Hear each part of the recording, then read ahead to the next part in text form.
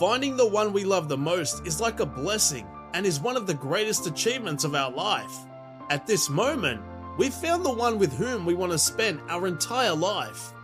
We want to be together in all phases, all ups and downs of life, whatever it takes.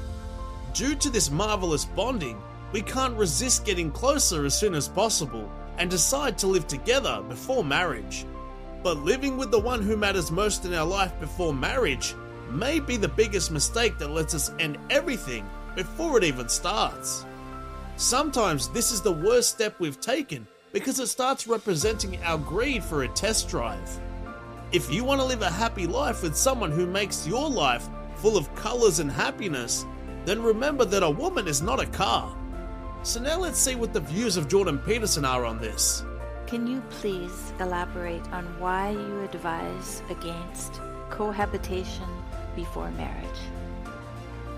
Well, so why would I advise against cohabitation before marriage? Well, the simple answer to that question is there's plenty of evidence that it's a bad idea.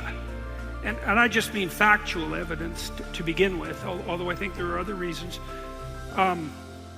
People who live together and then get married are more likely to get divorced, not less likely. And that's a really interesting fact because it flies in the face of what you might think of as a kind of pragmatic common sense, because you might think,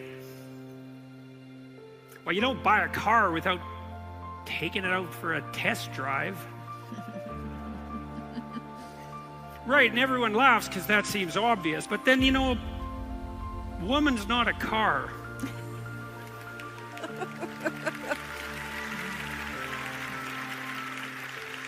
And neither is a man, and really, seriously, really not an object. And so it isn't obvious at all that metaphor applies, even though it's, at first shallow glance, it seems obviously true. Well, but if it's obviously true, then you might say, well, why are people who live together before they get married more likely to get divorced? And one possible answer to that is, well, people who are more likely to get divorced are the same people who are more likely to live together rather than to get married, and that's possible. It's very difficult to separate those two things out, but in some sense it doesn't matter. What the facts reveal is that if the goal is to learn what you need to learn so that you can decide who you should marry more effectively, or learn how to act if you do get married more effectively, and the goal is that your marriage will be better and last, then it doesn't work. And that's a strange truth. And then you might ask yourself, well, why? Why doesn't it work? It's also the case, by the way, that the more sexual partners, the larger the number of sexual partners that someone has had before they get married, the more likely they are to get divorced as well. And it's also the case, by the way, and this is also interesting. So I spent a lot of time studying criminal behavior in all sorts of different manifestations, some of it on the political front with regard to the behavior of people who committed terrible atrocities in the service of political belief, some of it on the frontier of criminal sadism itself. I spent a lot of time studying the behavior of serial killers and mass torturers and people like that. But I also spent a lot of time as a research scientist looking at what psychiatrists and psychologists know as antisocial behavior. And antisocial behavior is the pattern of behavior that characterizes criminals. And it usually makes itself manifest pretty early in life, perhaps as early as 2 years old, by the way. And once it's established, it's extremely stable. It isn't obvious at all that psychologists or psychiatrists have learned anything about how to remediate antisocial behavior, so criminal behavior, or its precursors in childhood. Once it's there, and that especially seems to be the case after about 4 years of age. Once it's there, it's unbelievably stable and resilient to and resistant to change. And it has a lot of different aspects, antisocial behavior. But one of the markers for antisocial behavior, delinquency, childhood conduct disorder, early onset criminality, is early sexual behavior and multiple partners. And so, you can take that for what it's worth. Why is that the case? You could speculate. Someone who's oriented in a criminal direction is more likely to take advantage of someone else for their own gratification. I think that's the basic commonality. I don't know that for sure, because we don't know why these different symptoms of criminality, let's say, link together, apart from the fact that criminals are predators and the really pathological criminals are predatory parasites, and that's really what defines a psychopath, by the way, is a psychopath is a predatory parasite. The archetypal psychopath is a sadistic predatory parasite, so the sadist takes delight in the pain of others, so positive pleasure in the pain of others. The predator uses others to their own advantage, and the parasite takes no responsibility for his or her own existence and manipulates or compels others to serve that goal. And so that's kind of an ugly combination of traits, and one of the core elements of that is early multiple partner promiscuity.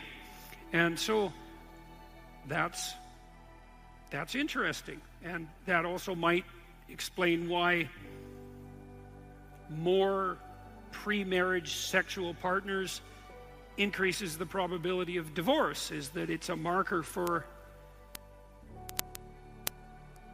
the pattern of behavior that is characterized by the exploitation of others and is therefore more likely to be unsustainable over the medium to long run. So that's interesting. Then you can think about it, metaphysically. I thought about this, or philosophically, I thought about what are you telling someone when you live with them? Okay, so I've talked to lots of people, women who are cohabiting with men are generally not very happy about the fact that the relationship is not moving towards marriage. Now, I think there's a bunch of reasons for that. Women seem to suffer more emotionally as a consequence of sexual activity outside of a committed relationship. You can imagine why that is. Women experience more negative emotion than men on average in general, but also women pay a much higher, sex is much riskier for women than it is for men, obviously. Hopefully I don't have to explain why that is. So women who are cohabiting are often less than happy about that. And the men who I've talked to about that about their partner's displeasure with the current unstable nature of the relationship, often say something like, well, we don't need a piece of paper to indicate our commitment to each other, which sounds all revolutionary and Che Guevara, but which is really a pretty pathetic bit of reasoning. First of all, for someone to say that means they think that what they just said convinces you that all marriage is a piece of paper, and that's a preposterously foolish argument. I mean, at minimum, in the typical marriage ceremony, you make a vow by whatever is holy to you, or at least in front of the state itself, and then in front of your community as you define it, that you're going to make a commitment to someone. And if you think that's nothing, then you're probably the sort of person that the person you asked to marry you should run away from. So that's pretty shallow. And then you might ask, well, why do you need to commit to your partner in front of your community and a higher authority, let's say? And the answer is, well, life is really, really difficult, and you're going to have a rough time with your partner no matter how much you love them, because the two of you are different, and you're different sexually, and you're different temperamentally, and so you're not going to see eye to eye all the time, and then horribly difficult things are going to come your way, and the complexity of those difficult things is going to tempt you to pull apart. And exactly when pulling apart might be the worst possible thing for you, and maybe you need that vow before your community and God himself, let's say, or at least the state, and the vow that you've made to yourself and your partner, and the vow that you've made publicly to all your friends to keep you together when the going gets rough. And you might say, well, you don't need that. And I would say, well, that's just because the going hasn't got rough enough for you yet, because when it does get that rough, you'll bloody well know that you needed that. That's for sure. And that will definitely happen to you. In conclusion, the video highlights the importance of not living with your significant other before marriage. It emphasizes the importance of taking time to build a strong foundation for a relationship before making such a big commitment.